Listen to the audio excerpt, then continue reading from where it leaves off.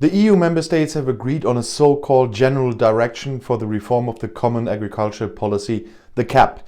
The core of the agreement are binding standards for environmental and climate protection for all member states.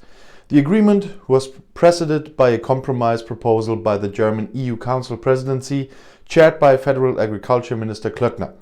Klöckner spoke of a milestone and a change of system.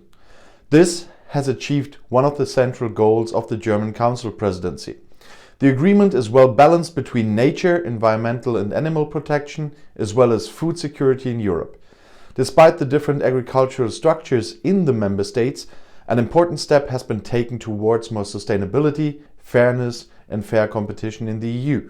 The new requirements are also practical and implementable. The resulting additional effort for the farmers will be rewarded.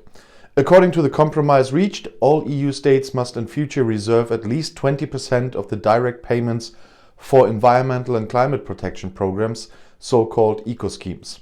For Germany, that's just under €1 billion per year. If a farmer fulfills them, he receives additional money if he, going beyond the basic climate and environmental requirements of the EU, creates flower strips for insects or takes measures for plant protection.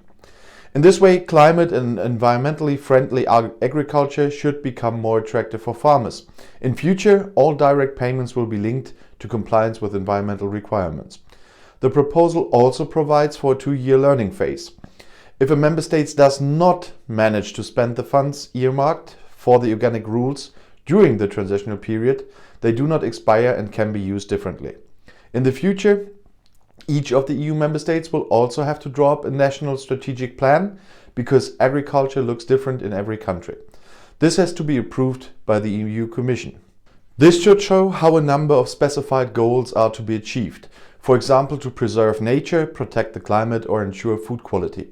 Small farmers are to be subjected to simplified controls in order to reduce the administrative burden and at the same time to ensure their contribution to the environmental and climate goals. Young farmers are given more support. The European Parliament will decide its final line this week. Then the so-called trilogue negotiations can begin.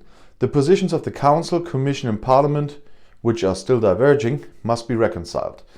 The aim is to conclude the trilogue in the first quarter of 2021 so that member states have enough time to finalize their national strategic plans.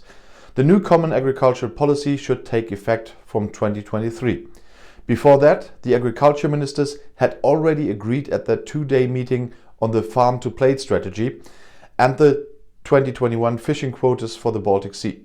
The farm-to-fork strategy is about a sustainable food system for the entire EU, from production to the consumer.